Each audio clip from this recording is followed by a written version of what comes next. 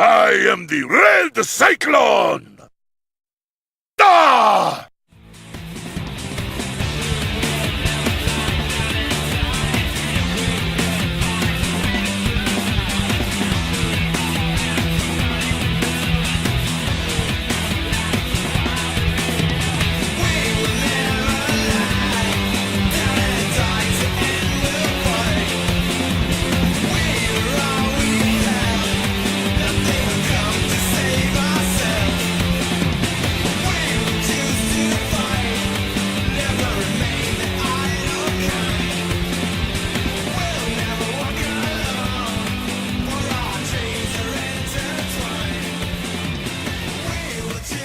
Hello, welcome to another episode of the Acres Better Ride Square podcast. This is your episode 4, 7/22/2018. I am your host, Louis Beans, and I'm here with Merc with the mic. Yep. What is up? What is up, Merc? San Diego Comic-Con is a big thing going on right now. So, I have a question before you dive into it. How long is the con? Started on Wednesday, ends today. Today. Okay. Cool. Today's the last day. DC showed a lot of their trailers for the TV and movies. Shazam and Aquaman got their first trailers. Okay. I'm immediately interested in Shazam. I want to see how they're going to do that. It does look interesting. That'll be one trailer I'll say check it out. You may like it, may not. It may go more to a comedy standpoint, and also is going more. I'm fine with that. Family friendly. It's going for more family friendly movie. Yeah. I'm completely fine with that. I think Zachary Levi looks fine in the suit. A lot of people are going, "Oh, he's too muscular and like his popcorn muscle." But I was like, you got to realize that he's a kid, and pretty much what he's building into is the what he thinks a superhero should look like. Yeah, that's true. But also, wait, isn't he a superhero? Aren't they all supposed to be like almost action figure-esque the way they look? Yeah, But and what's that's the kind of like because he's too bulky in the suit and shit like that. But I was like, yo, that's what Shazam looks like. Yeah. Come on. So we're already one topic in, and the internet already hates it. Let's keep going. What else we got? I'm fine with it. It looks interesting. I actually like the trailer better than Aquaman. Okay. Aquaman, who really likes Aquaman? Well, they keep trying to make him cool. They keep trying. So, still unsuccessful. Yeah. I'm not really that crazy about Aquaman. I'm not really crazy about Jason Momoa, so it doesn't take my interest. I saw the trailer. I tried to give it an open mind. It looks fine. It looks kind of like Waterworld and. Oh no! Wait, you didn't want to say that. It's inside the water. A lot of CGI. A lot of. It looks like a Justice League kind of take on a movie. Well, let me ask you: does the CGI take you out of it? Like, can you sit there and watch this movie with these people underwater? Have they sold it to you? Not yet. Not yet. It hasn't sold me yet, but I know people that actually like the trailer. I'm personally like, you gotta sell me more on Aquaman, man. I'm sorry. do they have any feats of Aquaman's, special abilities? What makes him unique? They show you anything? No, there's a lot of one-liners, a lot of like, that's seriously? Yeah, a lot of one-liners, a lot of like in that sense. And then it shows, at least it showed Black Manta. He looked alright. Okay. But I think he's all CGI. Oh, really? Wow. Then they showed, the person, the brother that took the throne. I forget his name, but they show him. And again, let's see where it goes. But I'm not crazy about the movie itself. Okay, I'm curious. I wasn't sold on Justice League, so I know that was the introduction of Aquaman in this universe. So hopefully this will be a better movie. Yeah. Right? So, it'll garner some interest, and maybe it'll show up on some streaming stuff, and I'll watch it then. I have no interest in going to the theaters to see it. You know what I mean? But I'd definitely watch it if I had some free time at home to just, hey, let's just watch Aquaman, because this is not going to be a burning dumpster fire. Yeah. So, yeah. Speaking of burning dumpster fires, can I just interject? I watched Swordfish. That movie is ridiculous. I didn't know. I've never seen that before. That We was can talk about that later. You know what's funny? That movie is only known for two things. I know what you mean. And let me say, while they are fine, that is not the only thing that movie should be known for. John Travolta in that movie is fucking insane. Yeah. Like, he is the definition of a supervillain. He's fucking the way he carries himself. I swear he really must live life like that character. I swear, where everything is at his fingertips. He doesn't care about it. He doesn't really get fazed by anything. He can grab a rocket launcher at will, and he will just take down a helicopter. I mean, it's ridiculous. So carry on. You can talk more about Comic-Con. I just had to throw that out there. They did leak a new trailer for Venom, but it hasn't been put up online yet, so I'm waiting for that. But it shows more of Venom's look, which I'm kind of digging the way Venom looks. Yeah, I like how it looks. I haven't seen the rest of his body. You've only seen like the top. Yeah, you don't see the face, but that's the more focus point. That they at least they got the face right. Yeah. That's true. They showed the trailers for where Flash, Supergirl, or Arrow. They showed everything on. They showed a trailer of the big team up that's gonna happen. Is in November with Batwoman. Who's gonna be introduced to the world. I did see something about that. Now, she's getting her own series, or she's getting a movie, or she's getting. I think she's gonna be just part of that big series, and then they're gonna see where they go from there. Okay, cool. But I think she may be part of Arrowverse for a little bit, and then she'll probably branch out. All right. Now, comic-wise, is that where she aligns? Somewhat. She's kind of different than Batman. She's probably the first, she was DC's first, out lesbian hero. Okay. And all that stuff. So I think that's what they're gonna bring into it. But that's the one with the red hair and the black. I like her look. I really like her look. But I just don't know is she affiliated with Arrow in the books? Like, who's her superhero? Her favorite five. Does she have any allegiances or anything like that?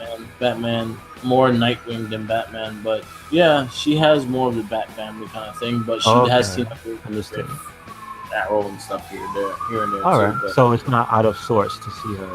Yeah. Okay. So they just show trailers. With that, they showed previews of comics coming out. There's a lot of things going on in San Diego Comic-Con, but those are the little big things that got announced. Mighty Morphin Power Rangers had a bigger presence. Hey, can I ask you about that Ryu? What's going on? All right. So, Bat in the Sun is making a little short film for it, which has Ryu, Tommy Oliver, and Sarah from Ultra Mega Force. Now, and this is the official guy that was in the movie that they made, the short film they made for Machinima not too long ago, right? He's playing the same character. Okay. Yeah. So the Bat in the Sun one with the Green Ranger versus Ryu. Yes. That's the same guy that's playing him. So basically, they made Ryu Ranger, which actually Ryu Ranger actually exists. Yeah, that's what I was going to ask you, because the same day you sent me that picture. I saw the later announced at Comic-Con they had some really nice artwork for he was holding the morpher. Yeah. I was like, holy shit. So if you played the Power Ranger Legacy game, they do have Street Fighter part of it now. Okay. You so mention that. They do have Street Fighter characters like Ryu, Akuma, Chun-Li, Cammy, and Nagayo are in the game. Okay. So basically, there's an evolution of Ryu that he lines up teaming up with Tommy Oliver, and they actually making a little short video so you actually can see it. But he gets Tommy Oliver makes him a coin, and so he gets to morph. And he morphs. Wow. Into a Ryu Ranger. Now, does it look cool on? Have you seen it in art form? Because I know you showed me the picture. I showed you the game version. I didn't see in comic version. No, all I saw was from the game. because And I'm it looks- interested in that too. Yeah. It looks pretty dope. Like I thought it looked pretty dope. There is an existing Ryu Ranger though. The Ryu Ranger was from the Thunder Ranger. So in Mighty Morphin Season 2, they got the Thunder Zords. Okay. In Super Sentai, it was a whole different Rangers. The Red Ranger of that thing is called the Ryu Ranger. Really? Yeah. Holy shit. So, Now- like, say for instance, you Googled it, you'll see that Ranger alongside with Ryu and his Ranger suit. Yes. Okay. I understand. And is that an actual homage to the character or no? The Japanese No. one? No, Okay. no. Okay. but Alright. it's pretty dope. Yeah, it is. It is. It's pretty dope, and it's a cool team up. Legacy, the Power Ranger Legacy is a game on a mobile phone. My Android. question: you said there's other Street Fighter characters. Do they get any type of morphing ability or no? No, I think Ryu's the only special one right now. Okay. Because I could see that'd be gangbusters if you did Chun Li. Like, come on. I love that. That was the first thing I said. Like, where's Chun-Li? Yeah, exactly. But it's cool. Definitely check out Bat in the Sun because they're doing like a little mini movie for it, and you see Tommy Oliver as the Black Thunder Ranger, Sierra as the Yellow Ultra Mega Force, and you see Ryu Ranger all teaming up against Akuma and Bison. So it's gonna be like a short film and shit like that, and Jason Frank is part of it. Nice. And he's taking the role as the Black Ranger, so he still has that morph and shit like that, and he gives Ryu a coin.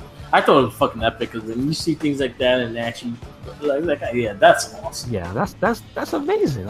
I mean, that's kind of what's happening just in every medium right now. That's like that's wrestling, that's comic books, that's everything is merging together and like, hey man, listen, if you can work together and produce something great, go for it. Exactly. Mm-hmm. We all could get along. Yeah, why not? Another cool thing with Power Rangers that mentioning it, usually we save it up for the Power Ranger cast we do every month. Actually, should be coming next week. We'll have for Children of Fury. Okay. Going into the Hasbro agreement, one thing Hasbro decided to do, and it's going to start being in stores probably sometime next year, is they're actually going to sell the full suit. Really? Okay, so how's that going to work? Because those things have to be fitted to you, right? Well, they don't have different sizes and all. Okay. But they're planning to sell, or they're just planning to sell replica suit with like statue-wise and shit too. Yeah, see that I can see definitely, but you know, people are gonna want to. I'm putting that shit on. Yeah, exactly. You get it home. First thing you're doing. I'm going shopping for food in the Right Ranger suit. Yes, exactly, exactly. Usawa is to pick up things from high places.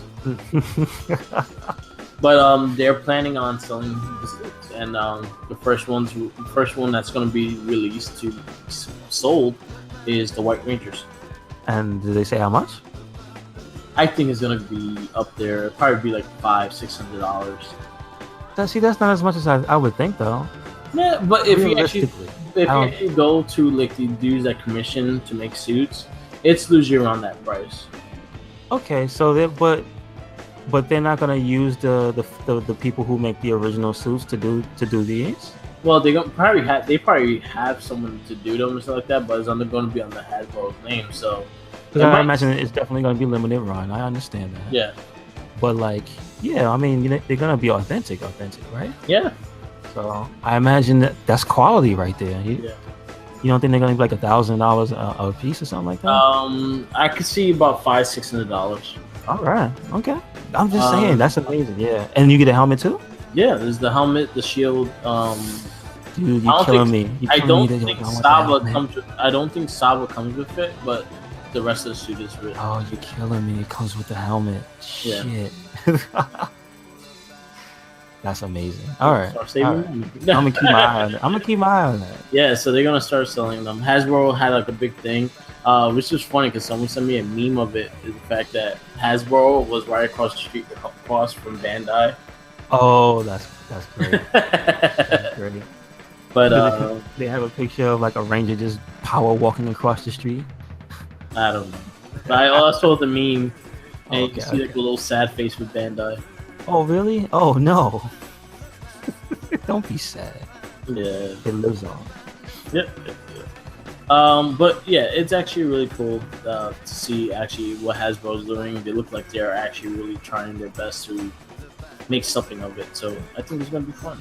Mm-hmm. The first one on the list is gonna be Beast Morphers, which is being written by the guy that's doing Go Power Rangers right now. Okay, so that's definitely a good thing. Yeah. I was gonna ask, do you have a legacy Rangers that you would like to see resurrected as a comic book series? There's quite a few, but you know what? With Shattered Grid, they actually added like everybody. Oh, so you Like, just got what you want. You have fucking RJ from Jungle Fury teaming up with the Ranger, with the White Ranger and the Red Ranger, and the SPD Rangers and the Beast Morpher Rangers are all like teaming up right now. Okay. Like, right now it's at the end. Right now it's at the end of the run, and yeah, it's like every Ranger combined in this book, so it's cool. I would like to see the other Rangers get an adaptation to the comic as well. So when they're done with the Mighty Morphin saga part, which I don't think they're going to be done because there's a lot of stories they can write. Yeah. But I would like them to branch off with maybe Space or SPD. Okay. Has SPD gotten any other type of media other than the show? I think I had a comic book when it did come out. It did? Oh, wow. That's something I want to. If they did, that's something I might want to track down. Yeah. Just to look at think it. they did. I don't like. I'm not 100% sure. I could be wrong. Okay. But yeah. Check out Boom Studios comic books. The Boom Studios comics are amazing. I'm actually almost caught up with everything. Nice. So yeah, Shattered Grid been pretty crazy. I mean, the event itself is ridiculous. So yeah. How could it not be awesome? Yep. So, what you been playing? Who said we are lost again in this lonely world? I said, don't play Phantasy Star Universe for the story mode. Yeah. I was about to sing that song. Hey, watch episode 1 of the playthrough if you want to know what song I'm talking about. Yeah. So what I had decided to do in my digging back through games that I played was revisit some of the games that I thought I really, really liked. And when I used to talk about them, I would recommend them to people. So basically, this is like to get the nostalgia goggles off. And I would just like to openly apologize to anybody I told to play Phantasy Star Universe for the story mode. My bad. If I said that. I don't think I ever did. Let me just put that out there. You know what? I think we may have to replay the clip for last episode. I was pretty optimistic too. But can I just say, having to sit there through that terrible dubbing is I don't know how I did that. Because I remember some of these cutscenes. I know I sat there and watched this shit. So I know why there's not another one. Because this one happened. I know why they don't want to try to do an actual, because you play Phantasy Star Online, right? I played it, yeah. Yeah, the original, not this one, not Universe, online. Yeah, I played the original one. So you realize that was back in the day before they had full voice acting in games. That was when it was just you could sit there and look at the text bubble, blah blah blah. So Universe is the first one to try to do big budget voice acting. It even tries to adapt, like I said, an anime approach with coming up next episode and a little skits in between. And it's like you can see the effort, but holy shit, do they not meet the mark. It is quite possibly one of the worst voice acted games I think in the current in the current modern era of video games. Anything less like 360 past. Yeah.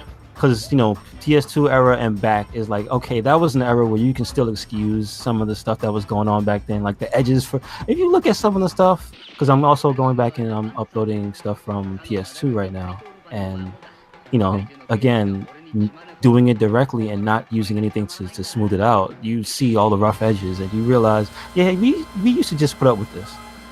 Yeah. Or we used to put up with the fact that CRTs basically rounded out the edges because everything was really fuzzy, and we didn't notice that, because that's why typically when you see things nowadays you say, oh, that looks sharp, is because, like, yeah, it does, it's not all jagged. And oh boy, we came from an era where stuff was just ugly. But that being said, we can excuse a lot, and you cannot excuse a lot of the stuff that goes on in Phantasy Star Universe in the story mode. Like, you just have to sit there and watch these characters emote, and then first of all, it's not even the game's fault. The dubbing is bad. It's off. It's whoever, when they actually sat there to translate, what was going on, and to sync it up with what was being said with the characters, because they didn't have original. It wasn't written for English. So the first thing they should have did was, like, say, fuck it, I'm gonna spring the money for a Japanese language track at least, and just leave it in its native language. But you start playing it and you just like, oh my god, every time I hear them speak, it just sounds like, man, could they have not gotten the most awkward sounding dude to be the main character? Fuck. Like, yeah, it's not fun. Yes. It's not fun. We'll have the link. It's hilarious though. Phantasy Star. It's not. It's podcast. It's hilarious. So you could watch. Woo! Ethan Weber. Oh man, yeah. I watched Name your child Ethan Weber. I watched the first one, and yeah, like I had to fast forward a little bit. Yeah, you got to go because the voice acting was like, those voice acting was bad. Yeah, I don't know. I don't know what they were thinking when they let that slip out. Yeah. So this is it. Yeah, because between you and me, they could have did one nice, really good pre-rendered cutscene in the beginning, like every game does, right? Yeah. And then they could have just had nothing but text bubbles the entire game. I don't care, because that's what Phantasy Star was. People are used to it, Don't give me the. So you would have rather had just text bubbles than the actual voices? The ones they gave us, yes, most definitely. Yep. I would have had just little bubbles popping out and people going, eh, or hey, or just making, all types of grunts and groans, but like in Yakuza. Yeah, exactly.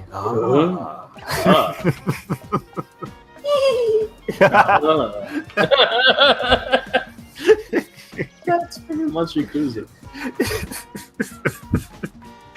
See, I played Yakuza on PS2 as well. Maybe I'm just groomed for that. Maybe that's just the type of game I really like. Yeah. I found my way to that series really early, so forgive me. But listen, the game itself to play is actually still fun. Yes, the online mode is dead and gone. And the only way to access the DLC is to play the PS2 version. So I'm gonna have to do that after I finish the main story. So it'll get done. Hopefully that DLC. Hopefully they actually worked on the dubbing and stuff in that. So they had like a year to do that. So maybe that'll be better. I don't know. But anyway, it will continue. Episode 3 is going up soon. Yeah. Good luck. And I'll be putting up Tenchu. Which one is it? Fatal Shadows, the second one for PS2. I remember that game. I played it. That one is a lot better playing than the first one. They got a little bit looser with the controls, just a little bit. Yeah. So it feels like a little more fun to like stalk around, and then you could kind of style on the enemies and shit. Once I get back used to doing the double jump over people and getting back to doing double, and I think there's triple kills in that game, I could start to have fun. And like just using some of the dumbass ninja weapons like the dog.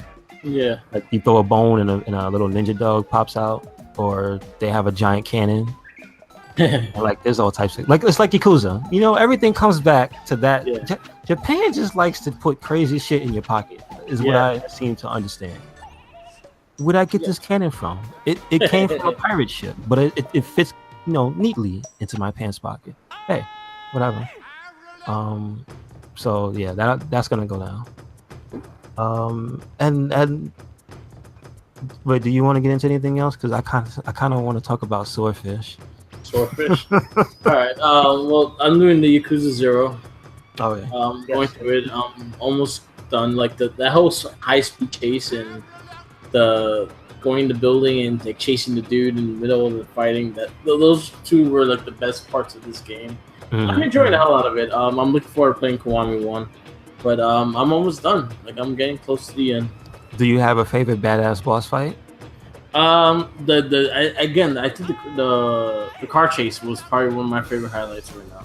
No, I mean the one-on-ones. Which do you have any? One-on-ones? Yeah.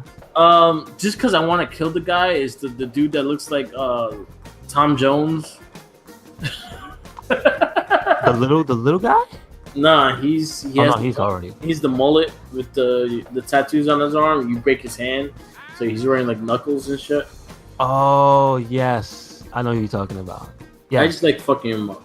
Cause I hate his hair because his hair. He has a mullet. Yeah, pretty much. Yeah, he pretty much does. Oh, I had a question for you. What? So you posted something about Yakuza. I think Yakuza 6.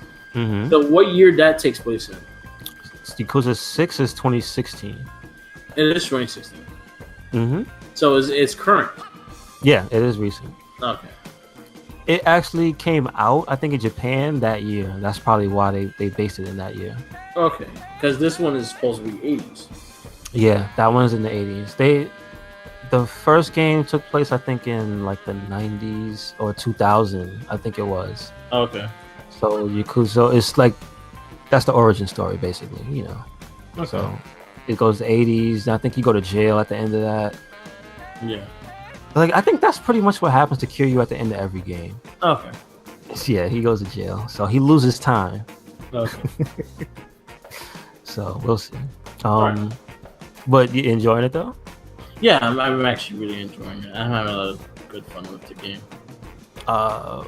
Well, tell me which parts did you find like appealing about the game itself? Like, do you like how the city looks? Like, which part are you finding like the most? I like. You know what? Like, it might not like be the same kind of game, but it kind of reminds me a lot of a Shenmue.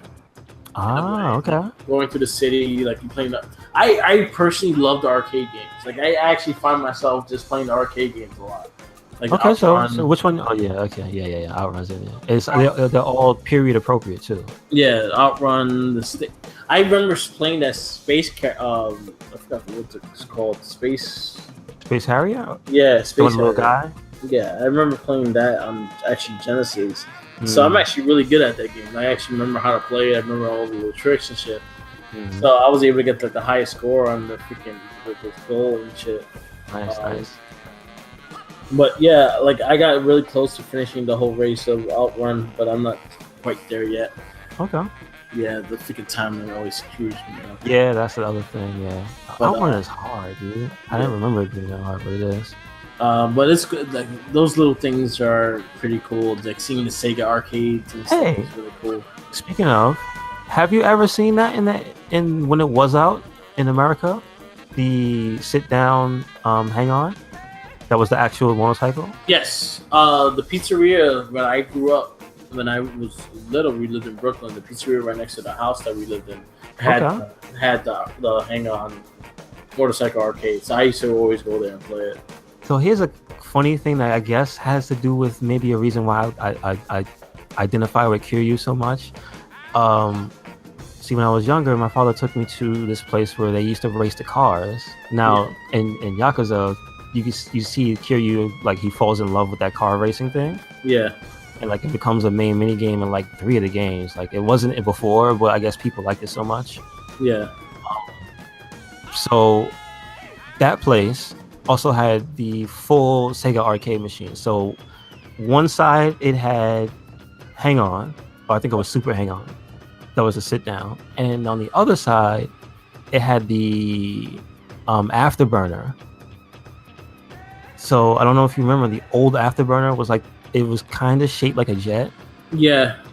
And then so that's the only place I've ever really seen those. I never got to see them in like full arcades or anything. Yeah, I never seen Outrun as a full arcade. I always saw it with the steering wheel and the gear, but standing up?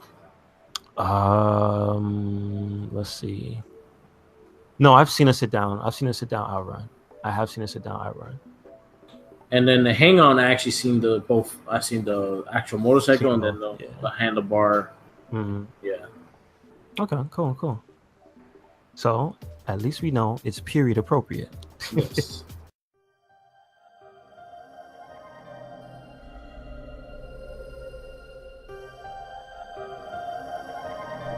All right, and we're gonna take a little break right here just to remind you to follow us on Tumblr, Twitter, Instagram, Facebook, also on SoundCloud. What we do is we have this podcast, the It Gets Better I Swear podcast. We also have the Wrestling Babble podcast that's hosted by Merc with the Mic, who's a frequent guest on my show, and that should be on Merc with the Mic on SoundCloud. We post those on YouTube as well. So you can check the Merc with the Mic podcast out on his YouTube channel, which is also Merc with the Mic. And also you can catch the It Gets Better I Swear podcast, as well as the various other playthroughs on the RedCycloneInc YouTube channel. Thank you.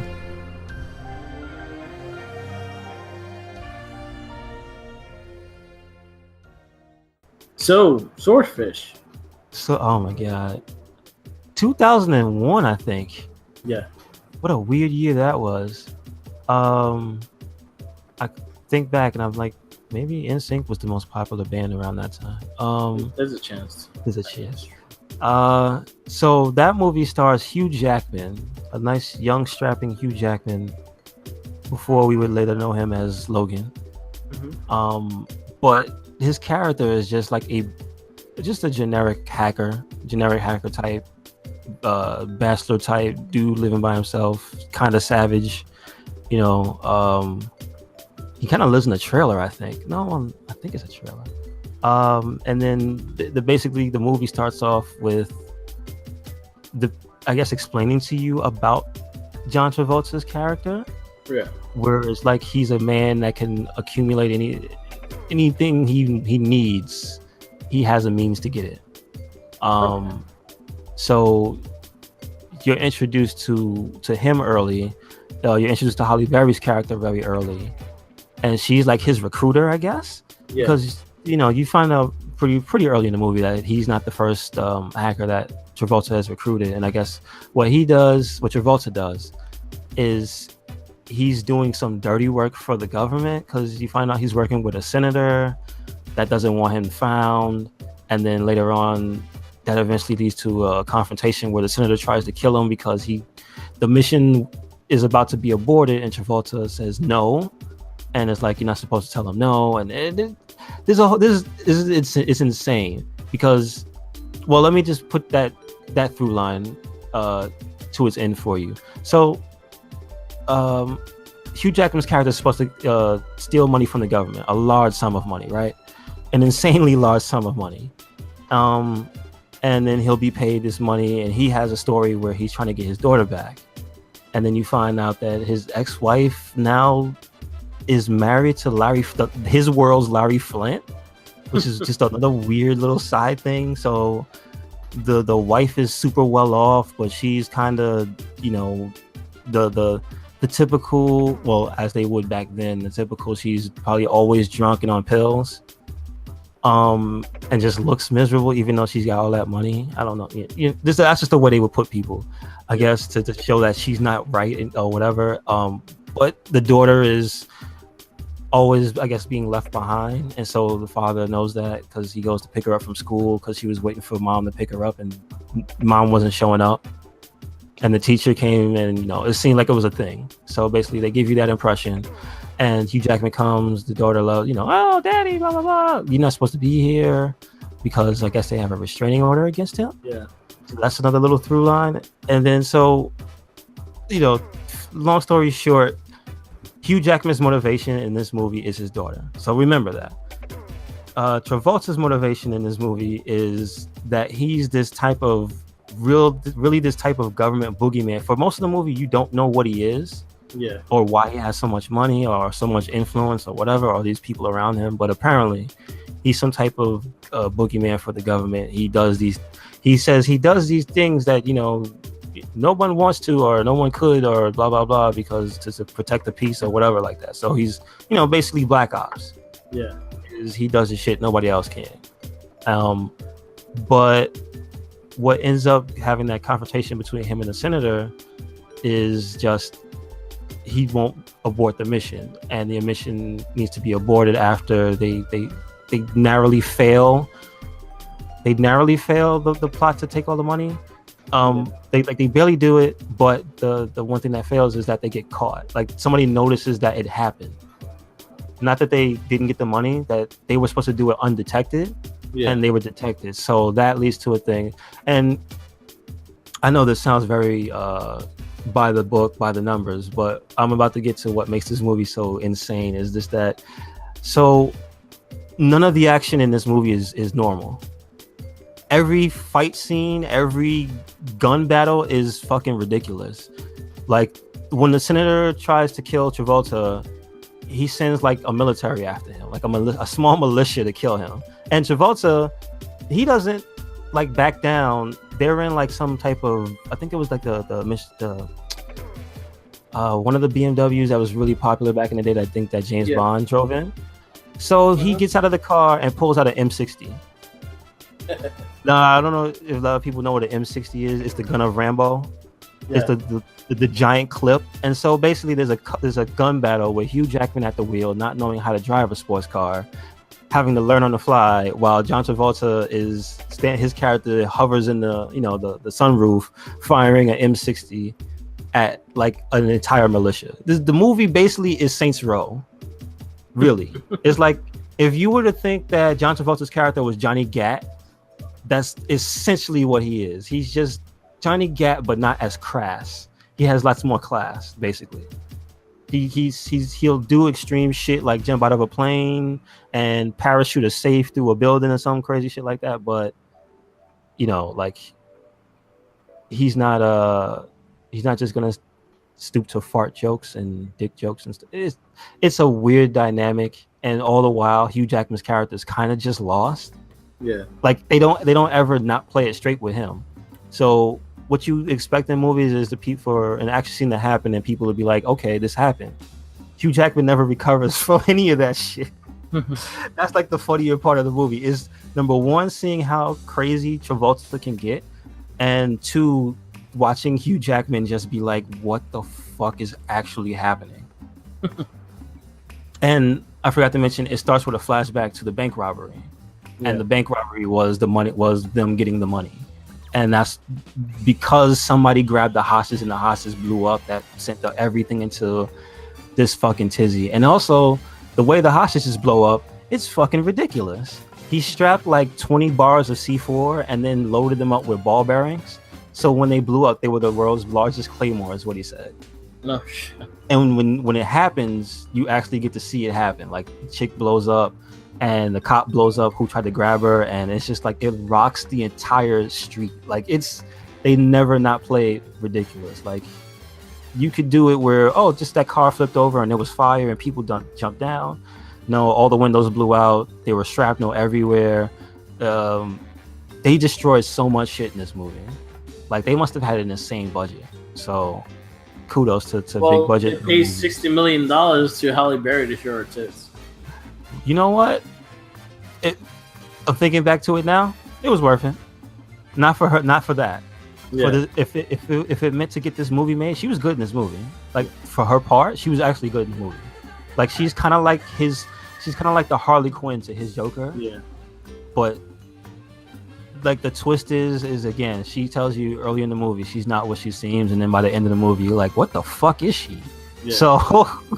So again, like, there's a lot of stuff that it seems like it was left open-ended, because it's one of those movies where the bad guy doesn't get his, Travolta survives, surprise. Like, he literally gets blown up in a helicopter, but somehow you're left to believe that he survived. It was originally supposed to have a sequel. Okay, so that makes way more sense. So it had a big budget because this was after X2. It was after X. So you mean he was already Wolverine? Yeah, he was Wolverine already. So that's the reason why they made the movie, and why they highlighted him as one of the actors, because he was big and Storm was big off the X-Men movie as well. For real? Jeez. All right. So, I didn't even make the connection that both of them were in the movie because of X-Men, but yeah, they were both in X-Men at that time. that's just blowing my mind that that X2 was in, man. So you know what? It was worth it. I recommend, if you haven't seen it, or if you haven't seen it in a long time, watch Swordfish. It's nuts. It's fucking nuts, man. So, yeah.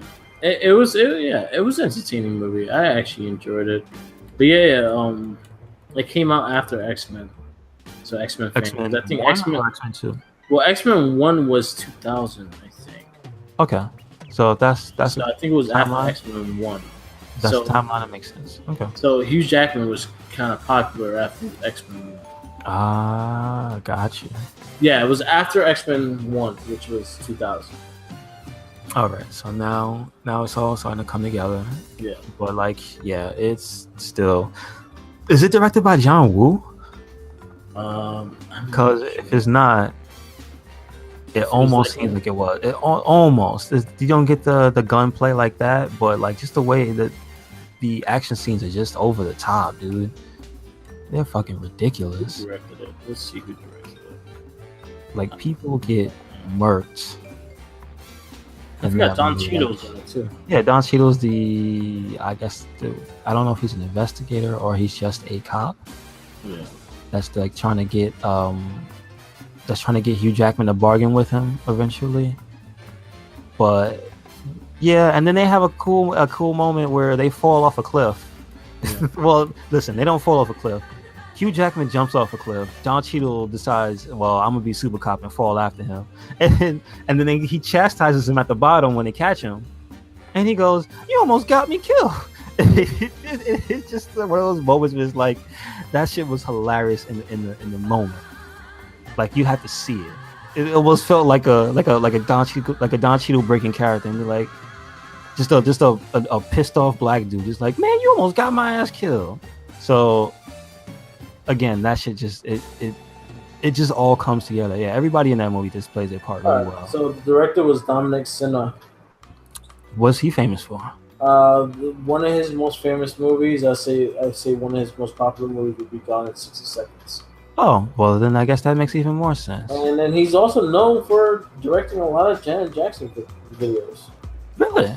What, like the 90s? Yeah. Oh, okay.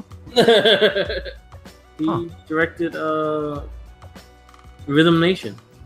So he's got hidden talents. All right. Okay. So he directed that, but his most famous, I guess the movie that would be more famous than Swordfish would be Gone in 60 Seconds, because that was probably definitely. It's probably like Fast and Furious before Fast and Furious. But with Nicolas Cage, right? Yeah. Wait a second, I haven't seen that either. I might have to look at that. And then he also directed another one with Nicolas Cage, Season of the Witch. What's that? He has a sword. Nicolas Cage has a sword, and Ron Perlman's in it. Oh boy. Yeah. Okay. All right. See, thank you. You just giving me more stuff to look up. Yeah. Whew. So yeah, all I have to say is Netflix is a hell of a thing. Yep. You should use it to look up stuff you've never seen before. I recommend that. And also watch Voltron. Yeah, definitely. Now you telling me they're getting up to season 8 is going to be spelled like they're confirming that? Voltron's ending at season 8. Wow. So the next 3 seasons that we have coming, one starting in August 10th, they all gonna have 13 episodes. And that's not bad. That's not bad at all. They're going with a bang. They're going out with a longer series because the last season was only like 7 episodes. Okay. So giving us 13 episodes, and they said there's 26 episodes left. I got something to ask you. How you feel? Because these things pop up in the periphery, being on social media, the articles about Shiro's sexuality. Why is that a thing? Can you answer that question? What? Are they saying he's gay? I don't know. No, I purposely didn't read it because I don't want to know, because I kind of think that's a spoiler. But I'm just saying, why is that a thing? I don't think so. In the show, like we both watched Voltron. Yeah. I don't feel like he's ever been a sexualized character. Why is that a thing? I guess because people think he's sexy. I don't know. I don't know. I'm just saying. I honestly don't see him really has really like flirted or like really showed interest in anyone. Yeah, exactly. I don't. He's always been about the mission. So that's one thing that always makes me just go, I don't understand, because I'm watching the show and he does what's best for the the benefit of the team and Voltron and what have you. Yeah. And I don't think there's ever been any time where they try to squeeze that in. So he's never been that type of character to begin with. No, he hasn't. So I just wonder where this is coming from. I don't know. I hope this isn't some fanfic shit that got boiled over. What I'm saying. Is what I'm really digging at. Like, I just hope that all the people that were fanficking didn't get to them and make them do that to the character, because it seemed like it just wasn't done. The only person who seemed like he liked anything was is it Lance? Lance, he likes the princess. And he's he likes to chase all the girls anyway. But like, he's the only human being it seems on that show that he gives a damn about anything that's remotely sexual. And the princess with Keith. Okay, I'll give you that. Well, the princess with Keith kind of shows like she has more feelings towards him than what it really shows. Okay. Understood. Yeah, she shows like interest in him in that way. Like, you see the little way they look at each other, kind of thing, but then again, Keith has always been about the business as well. The missions and whatnot. And he's learned that from Shiro, and I'm anticipating a plot twist because I know of the fanfics. Because if you've ever been on Tumblr, you understand sometimes people draw things that aren't appropriate. Yeah, but they like it. So that's why they do it. But that's not canon, is what I'm saying. And so they're making stuff canon. Yeah. And it's just like, this is almost like what people would get in arms over if it was a female character. Yeah. That. Yeah. So I just find that funny. Anyway, I hope much success to them, but I just thought that was an interesting thing. Yes. So, 2 more seasons of... So I actually think this season coming up is 7. Okay, so is it or 6? Well, 6 isn't 6 the one that's currently streaming. The last one, it was 6, so this will be 7. So it'll be 1 more season after this. Okay. So the last 2 seasons are 13 episodes, so it's gonna be 26 episodes altogether. All right. And they're ending it at 8, which you know what?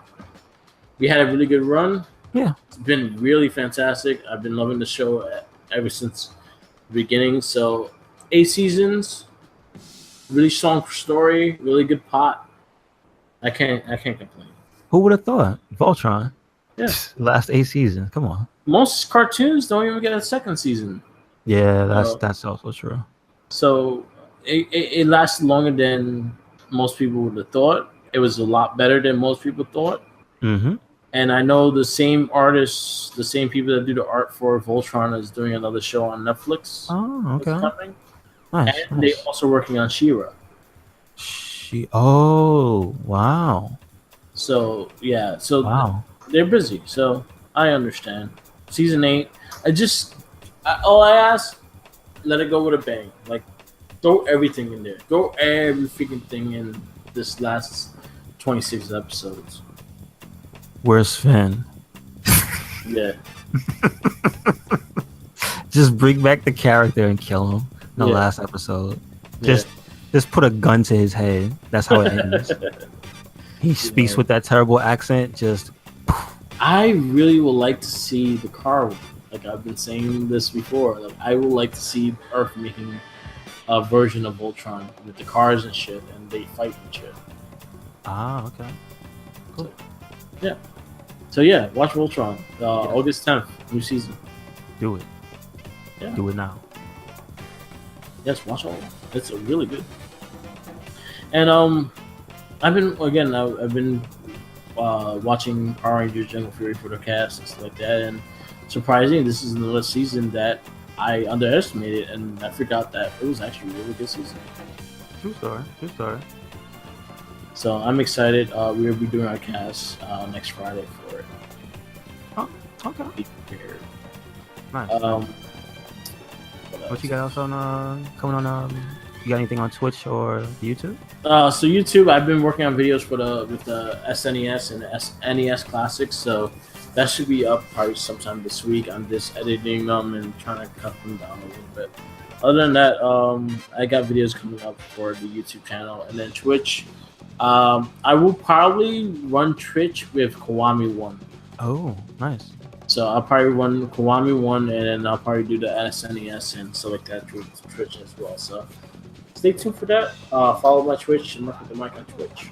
Yes. Give me And follows. yeah, give him follows, give him likes, give him bits, give him all that stuff. So I think we're gonna do Fantasy Star on RedCycloneInc. Also, the tension is gonna go up. Also, we're gonna have there's other stuff because as you see, I put up Phantom. What was it? Phantom Breaker Battlegrounds. Yeah. Which is an older game. I want to tell you, I just realized there's a Switch game. There's a Switch port of that game. Yeah. It has extra characters from like some other anime. Yeah. I'm about to look that up.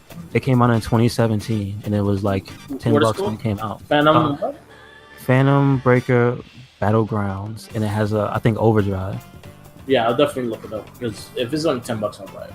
Yeah, like I saw the trailer for it. It was pretty good. Actually, I think I still have it, and I can send it to you in the chat so you can see it. So But, the yeah. same people that did that game did Scott Pilgrim. Oh, so that's why. Yeah, it's the wow. same exact. It's the same exact company that did Scott Okay. Pilgrim. Okay, so So- that makes a lot more sense. Because it had everything the same thing. The animation, a lot of the fight moves also were the same, just different color costumes and shit. And then Yeah. the coins, when they died, the coins came out, which was from Scott Pilgrim as well. Yeah, but like I was Oh. telling you, when you play it, it doesn't feel like that because Yeah. it's fast.